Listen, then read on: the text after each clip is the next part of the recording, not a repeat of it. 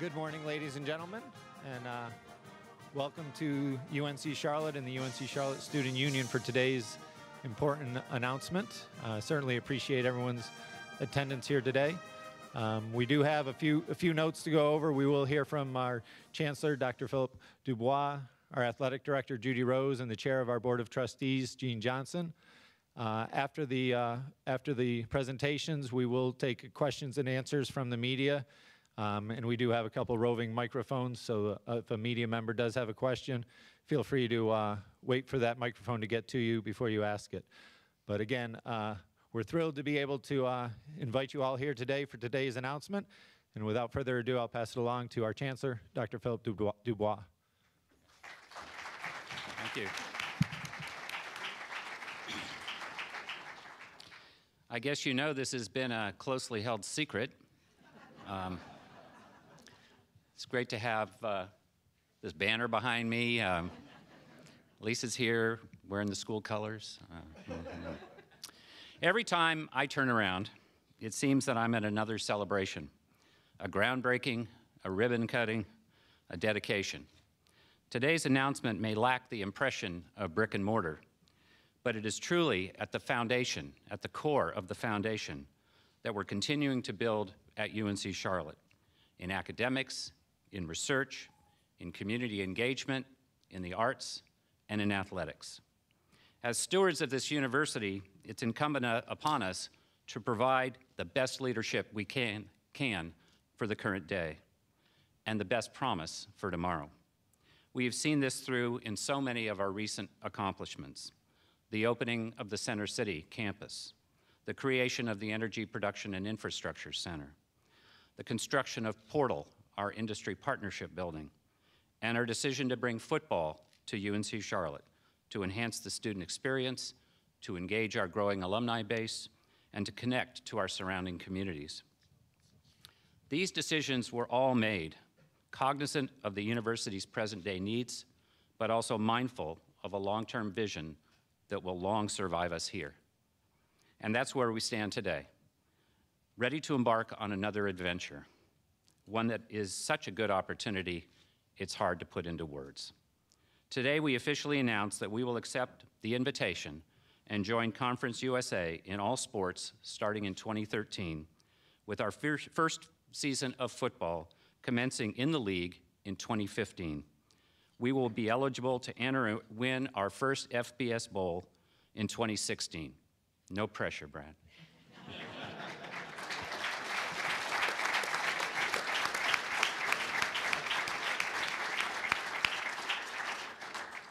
To be sure, it's an upgrade from what some of us envisioned, and I've certainly been at the head of the pack, urging us to crawl first, and then walk, and then run, each in turn. But when opportunity knocks in Division I athletics, it is most surely not the Avon lady. We have yet to take a snap on our football field, yet to play our first game, yet to have even our first practice. But because of who we are, because of what we've done, and because of the great city and community we live in, this is an opportunity to become the first program in history to go from no football to FBS football in the minimum time allowed by the NCAA rules. We've been fast-tracked through our own efforts, through the belief others have in us and in our community, and we welcome this opportunity. The invitation to join Conference USA is momentous in what it will do for this university. The benefits of landing in an established and important conference for all 17 of our sports, including football. The benefits of building regional rivalries, and the benefits of the exposure gained from competing at the FBS level. Conference USA is a powerful player in the world of collegiate athletics, and the makeup of schools is outstanding for UNC Charlotte. And although the matter of an alliance of some sort with the Mountain West Conference remains to be seen, we have signed on to be a full partner in those discussions. Now, a great opportunity comes with great responsibility. And there have to be a couple of things that are on the table from the beginning. We cannot and do not use state funds for intercollegiate athletics. and it has been my commitment from the beginning of all of our discussions about conference affiliation that the student athletic and student debt service fees that were passed to support our FCS level program will not be increased for a move to FBS level football, beyond what has already been planned and already supported by our student leadership.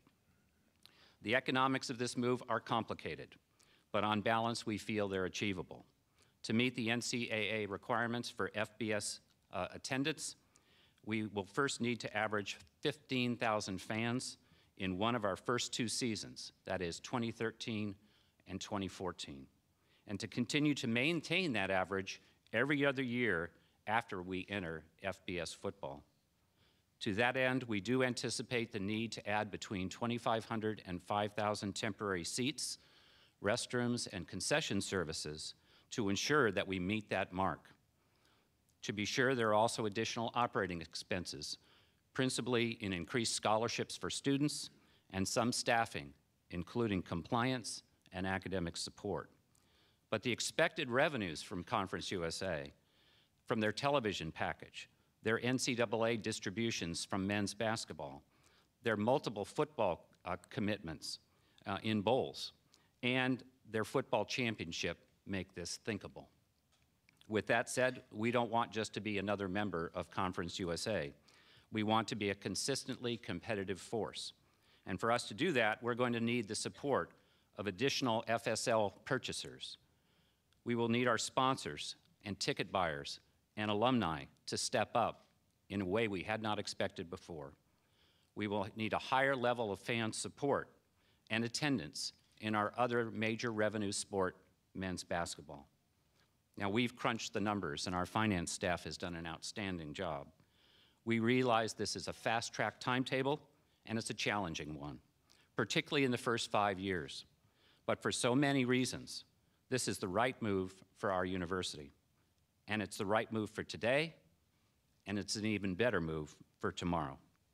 So on behalf of the university, its trustees, our student body, faculty, and staff, and the 100,000th alumnus who will cross the stage in commencement next week, I want to thank Conference USA for their invitation. Our signed agreement is in their hands.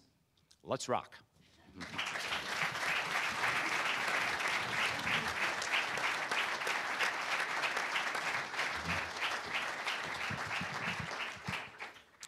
As the Chancellor said, this is a momentous occasion for our university. And adding football, it was imperative that we find a conference to compete in. And today, quite honestly, we struck gold. We not only found a conference to play in, but we found an FBS conference, a strong, established, aggressive conference, an FBS conference, and a top 10 basketball conference. We found a conference that will house each of our athletic teams, a conference that includes regional rivals and holds national attention, a conference that has an in-state opponent for which we can really develop bragging rights and a rivalry. We found Conference USA, and it feels great. We have certainly enjoyed our time in the Atlantic 10. It is an outstanding league with great schools and a progressive commissioner. But everyone knew that eventually we needed a permanent home for our football program. Our search for that home led us in several different directions, but ultimately we got the best of all worlds, an FBS-level conference in which each of our teams can compete. The respect that I have seen throughout this whole process for our program is overwhelming and is a tribute to all that this university has accomplished over the years.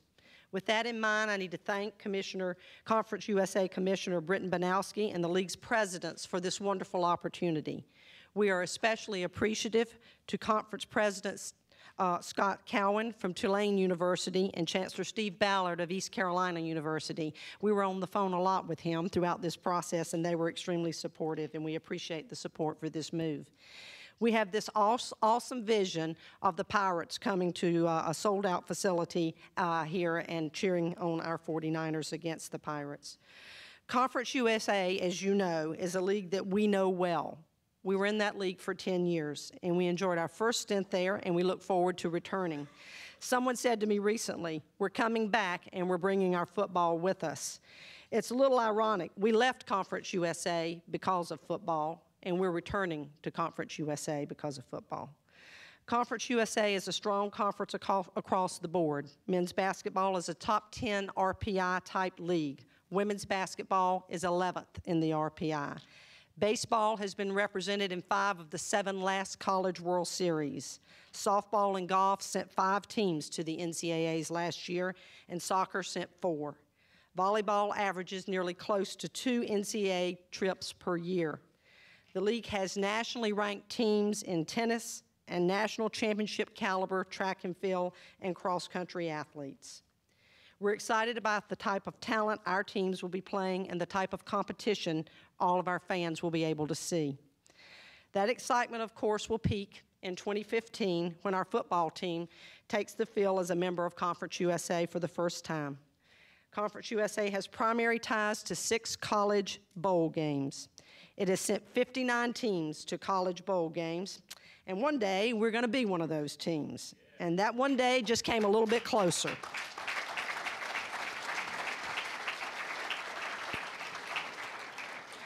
Our fans have wanted football, and they've wanted big-time football for many, many years. Today, one of those wishes comes true. We're bringing FBS football to our campus. We are an FBS school. We are in Conference USA. As the Chancellor said, I'm not sure it gets any better than this. Thank you very much.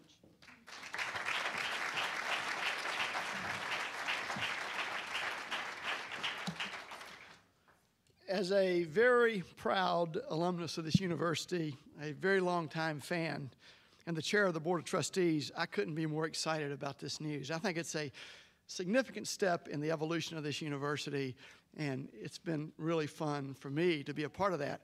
I actually rode a bus to New York in 1976 with a number of people in this room to watch the team play. I don't ride buses anymore, but I still watch the team play. As the Chancellor said, it's really hard to put all this into words, and some of the words that come to mind for me are excited, thrilled, blown away. I was excited when we first approved football, and I was a strong proponent of it when I was on the Board of Trustees at that time. I was really thrilled when we hired Brad Lambert as our first coach. I think we absolutely have a class act.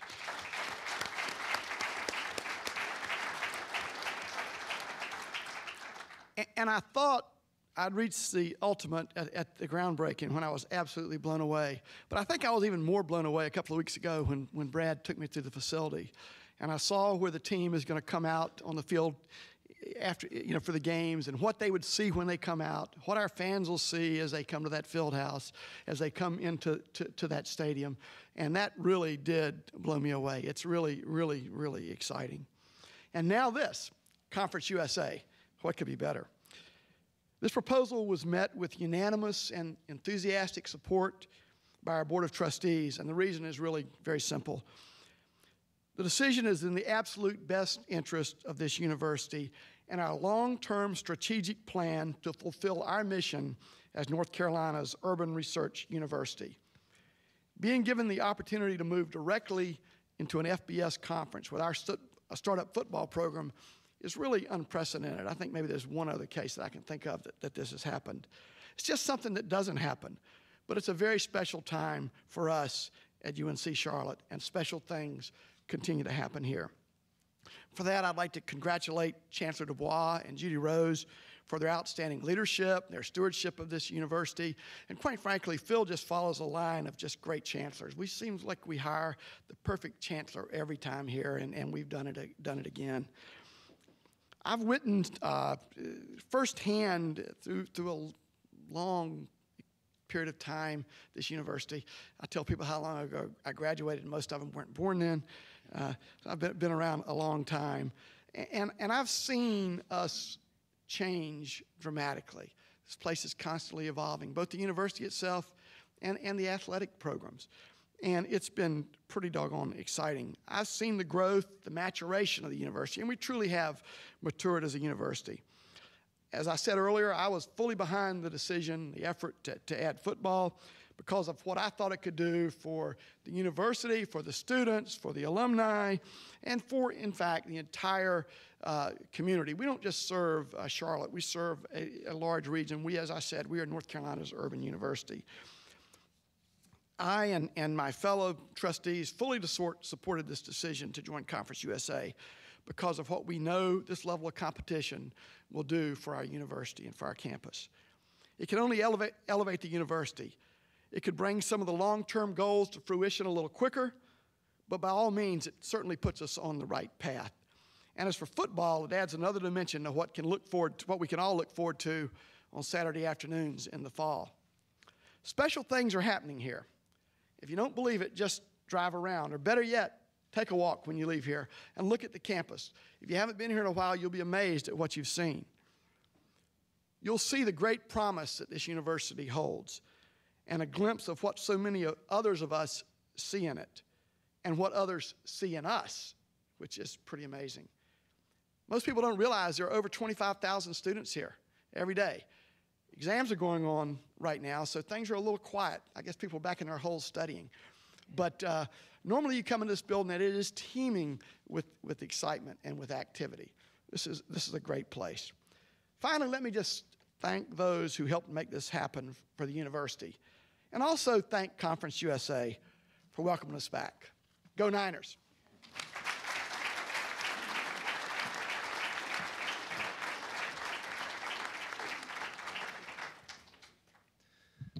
At this time, we will open it up to questions from the media for any of our participants up here. And as a note, we do have several members of our coaching staff in the audience today, and they will be available for questions afterwards as well. So at this time, I'm opening it up to media, the folks in the back up here.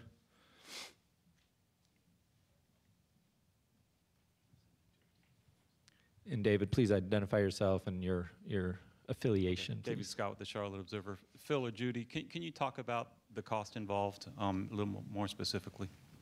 And also, you mentioned the stadium temporary expansion. Obviously, it's built, eventually it can go even more than that. Can you talk about that too? On the overall costs, I think if you were to take existing public information about the schools in this conference and you make some reasonable projections about what they will be spending in 2015, 2016, it's somewhere between $8 and $16 million.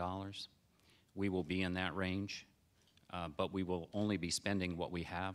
We will not be funding this as in any kind of deficit. That's not permissible, not acceptable to me, not acceptable to Judy. I think we told you when we went to FCS level football, we anticipated raising $1 million more private dollars than we have previously. We now think that number is closer to $2 million. But obviously, revenues from the conference are the big difference maker in all of this, and that could change year to year and over time.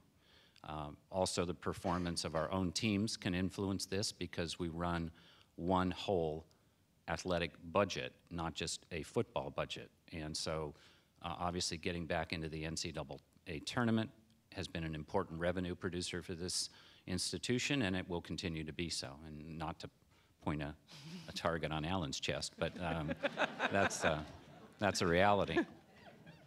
The most immediate capital expenses that we have are going to be in putting lights in the stadium, which are currently, we're wired for lights, but not funded for lights. We have to have lights to be part of the television package. So that's part of the revenue. And the other major one is temporary leasing of some temporary seats and also some concession and restroom areas. I think we will have to sit down with our architects here pretty quickly and figure out what the most cost-effective long-term strategy is. The stadium is still available for naming, so step up. Judy? Yeah, I'll just say that from a revenue perspective, we have a huge challenge ahead of us, and I hope those of you in this room certainly understand. You're interested or you wouldn't be here, and you'll pass that along. So we have a lot of money we have to raise to make this happen. Yes, we're already making the move, and some people say, how can you make a move before you have the money? As Chancellor said, the Avon lady doesn't just come knocking at your door. This is not the Avon lady. We either accept this and we accept it as a challenge and we have to move forward. We've got to sell more FSLs. We've got to sell, the naming rights are out there as a source of revenue for us, and we have some commitments on those, and hopefully we have some ask out there right now that we hope to get some commitments from. And then we have sponsorships and marketing rights, but our alums and our fans are going to have to step up because we can only spend what we have. Okay, so the level of success will depend on how much money we can put into the program. So we're going to be asking for a lot of support. And so, the conference television package gets renegotiated in 2016. 2016, and if you've noticed from this particular new announcement of teams, including us, Florida International, and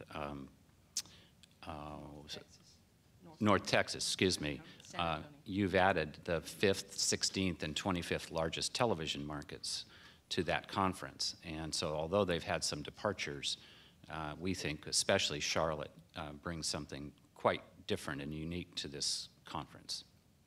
Can you talk a little bit about how much are the fees to actually exit the Atlantic 10? The Atlantic 10 exit fee is $1 million paid over 3 years. That's a policy that was just passed, and there is a provision to ask for a waiver or partial waiver from that, and we expect that Temple University will be the first case up before the Board of Directors, and we will probably be the second, but we haven't made a decision yet on whether and how much we might seek to have that reduced. The principal argument being that we didn't leave because we didn't love the Atlantic 10. We had to leave to be able to find a place for football. But we'll wait and see and have conversations with the conference and others as we go on. Judy, I mean, it's been described as fast-tracked. I mean, there were problems finding leagues in 1AA. Is this, because of that, does this feel maybe like it's too fast? I mean, do you wish it could have maybe been a slower process? No, not at all. Actually, when we announced we were going to have football, I began conversations with leagues, all types of leagues, knowing that the Atlantic 10 doesn't sponsor football. We had to have a home somewhere. And whether we would be ready or not, we could always say no if we didn't think we were ready as an institution. But we've had conversations with Conference USA going on for well over 2 years. And, you play the game so that if folks like you in the media call and say to Conference USA, Britton Banowski, have you talked to Judy Rose? No, I hadn't talked to him because he had somebody else in the conference talk to me. And we did that's been going on for a long period of time. And we just kind of kept those conversations going throughout and just tried to push in a direction that we thought was best for the university. David, we've probably had more time than it appears. We signed agreements with Conference USA and Mountain West Conference in early March, confidentiality agreements, so we could exchange financial information. And at that time, and then in early April, Britton came to Charlotte, and then this week, we met earlier in the Charlotte airport. And so we've had plenty of time to do the analysis, have the conversations, make ourselves comfortable with the decision, even though there are always uncertainties about what the revenue picture will look like. If you looked at their history and what our options were, which were significantly close to zero, this was a good decision. Steve Reeder with Associated Press. You talked about the seat licenses. How many have you sold, and what do you want to get to?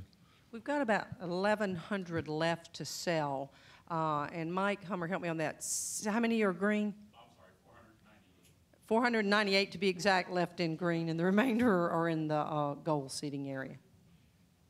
And I'd like to add that if you don't have FSLs, you're probably making a big mistake because that stadium is only going to be so big, and the students are paying for it. They're going to take an awful lot of those seats.